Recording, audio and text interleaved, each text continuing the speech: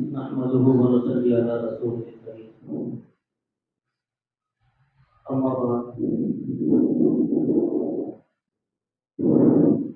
والذاكرين الله كثيرا والذاكرات أعد الله لهم مغفرة وأجرا عظيما صدق الله العظيم. میرے عزیزو، خداوند قدوس نے ہمیں ایک موقع عنایت فرمایا ہے. ہم اس موقع کو غنیمت سمجھے اور اللہ کا شکر ادا کریں کہ اللہ نے تمام دنیا کے گندگیوں سے نکال کر ہم میں اچھی مجالس کے اندر بیٹھنے کی توفیق عطا فرمائی.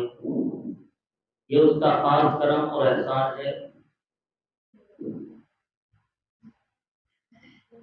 کہ اللہ نے ہمیں ایسی مجلسوں کو سننے کی توفیق عطا فرمائی، اور یہ اللہ کے کرم کی بات ہے.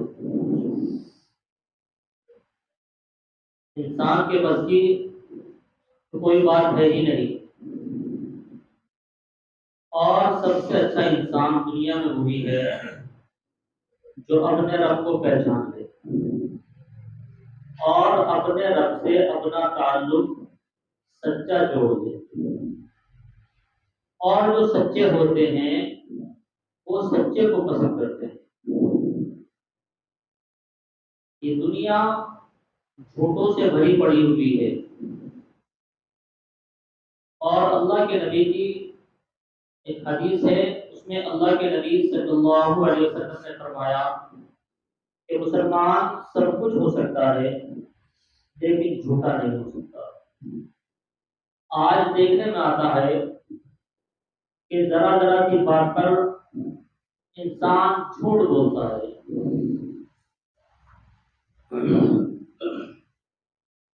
اور جو جھوٹ بولتا ہے وہ اللہ سے بہت دور ہو جاتا ہے. اس لیے ہمیں اس سے پرہیز کرنا چاہیے. حضرت موسیٰ علیہ السلام کے دور کے اندر 3 شخص تھے. ان میں ایک کوڑی تھا، اور ایک گنجا تھا، اور ایک نابینا تھا. اللہ تبارک و تعالیٰ نے ان تینوں کا امتحان لیا اور ایک فرشتے کو بھیجا. وہ فرشتہ اس کوڑی کے پاس پہنچا، اس سے اس کے حال دریافت کرے. اس نے کہا کہ میرے پاس کیا رکھا ہے؟ مجھے اللہ نے اتنا پریشان کر دیا کہ مجھے یہ کوڑ کا مرض لگا دیا. اس شخص نے اس کے بدن کے اوپر ہاتھ پھیرا اور اس کو ایک اونٹنی دے دی اور کہا کہ نہیں، اس کو لے کر چلے جاؤ اور اس کی خدمت کرو، اس کا دودھ پیو اور بیچو اور اپنی ضروریات پوری کرو. وہ شخص اچھا ہو گیا. اس نے اونٹنی کا دودھ بیچنا شروع کیا اور اس کا گزر بسر اچھی طریقے سے ہونے لگا. پھر وہ فرشتہ انسان کے روح میں اس گنجے کے پاس پہنچا اور اس گنجے سے اس کے حال دریافت کیے. اس نے بھی یہی حال اپنے بیان کرے کہ میں پریشان ہوں، میرے سر پہ بال نہیں ہیں، لوگ میری ہنسی اور مذاق اڑاتے ہیں، اللہ نے میرے ساتھ یہ کیا معاملہ کر رکھا ہے. اس فرشتے نے اس کے سر پر ہاتھ پھیرا، اس کے بال آ گئے اور اس کو ایک گائے دے دی اور کہا کہ اس کو جا کر پالو اور اس کا دودھ بیچو، فروخت کرو، خود بھی پیو اور اپنی گزر بسر کرو. وہ شخص اچھا ہو گیا، وہ بھی گائے کو لے کر چلا گیا. پھر وہ فرشتہ اس نابینا شخص کے پاس پہنچا، اس سے اس کے حال دریافت کیے. اس نے بھی یہی کہا کہ مجھے اللہ نے آنکھیں نہیں دی ہے، میں دنیا کی رنگینیوں کو، دنیا کی چیزوں کو نہیں دیکھ سکتا۔ اس نے بھی اللہ سے یہی شکایت کی۔ اس فرشتے نے اس کی آنکھوں پر اپنا ہاتھ پھیرا، اس کی بینائی آ گئی اور اس کو کچھ بکریاں دے دی اور کہا کہ اس کو لے کر جاؤ، ان کو پالو، ان کو فروخت کرو، ان کا دودھ استعمال کرو اور اپنی گزر بسر کرو۔ کچھ سالوں کے بعد اللہ نے اس فرشتے کو پھر بھیجا اور کہا کہ جاؤ، ان کے پاس جاؤ اور میرے نام پر ان سے کچھ مانگو۔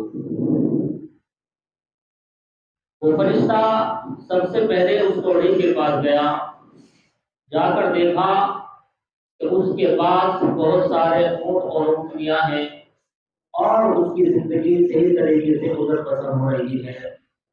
اس نے اللہ کے نام پر جا کر سوال کرا اور اس نے کہا کہ بھائی پہلے تم کوڑی تھے، تمہارا جسم سارا خراب تھا، تم اللہ کے نام پر مجھے کچھ دے دو۔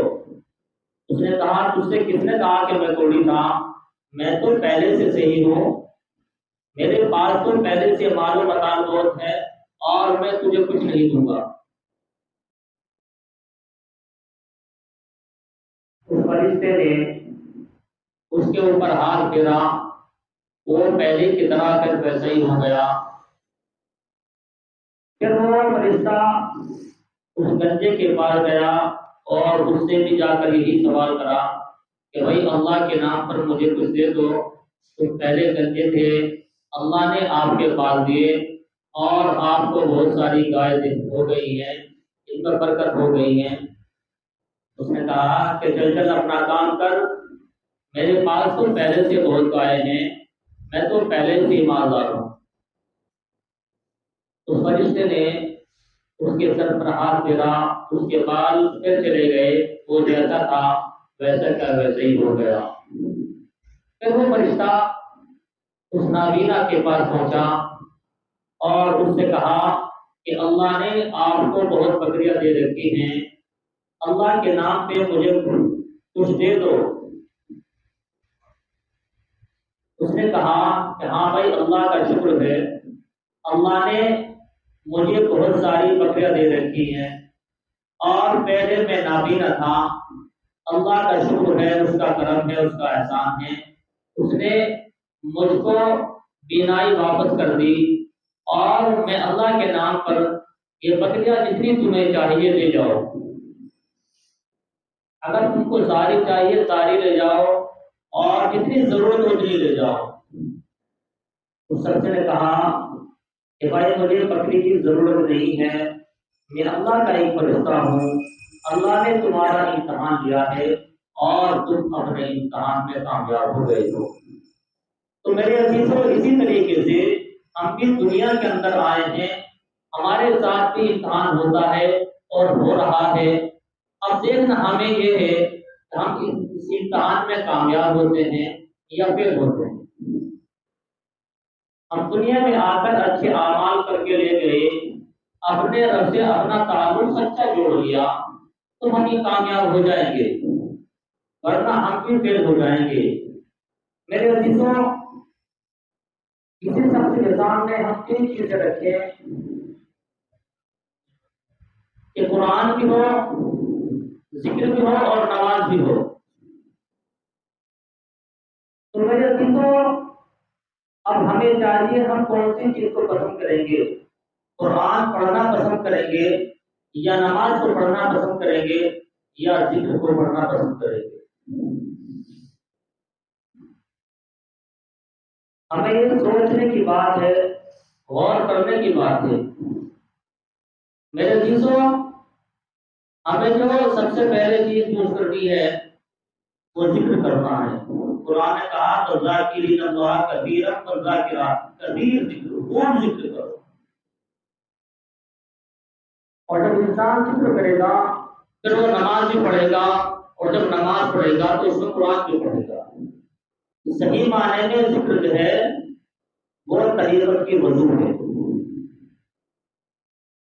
اور جب تک انسان وضو نہیں کرے گا نماز نہیں ہوگی۔ اللہ کی محبت کی، اللہ کے قرب کی نماز پڑھنی ہے، اگر طریقت کی نماز پڑھنی ہے تو ذکر کثرت سے کرنا ہوگا۔ اگر ہم ذکر میں کامیاب ہو گئے تو اللہ تک پہنچ جائیں گے۔ قرآن نے صاف طور سے کہا والذاکرین اللہ کثیرا والذاکرات اعد اللہ لهم مغفرۃ واجرا عظیما۔ اگر ہم اس کام میں کھڑے اتر گئے تو پھر ہماری مغفرت بھی ہو جائے گی اور ہم کو اجر عظیم بھی مل جائے گا۔ میرے عزیزوں، بات تو اور بھی کر سکتے ہیں لیکن وقت بہت کم ہے، اس لیے ہم اپنی بات کو یہیں ختم کریں گے اور انشاءاللہ کسی وقت پھر موقع ملے گا اور آگے بتائیں گے۔ اللہ تعالیٰ ہم سب کو ان باتوں پر عمل کرنے کی توفیق عطا فرمائے۔ وآخر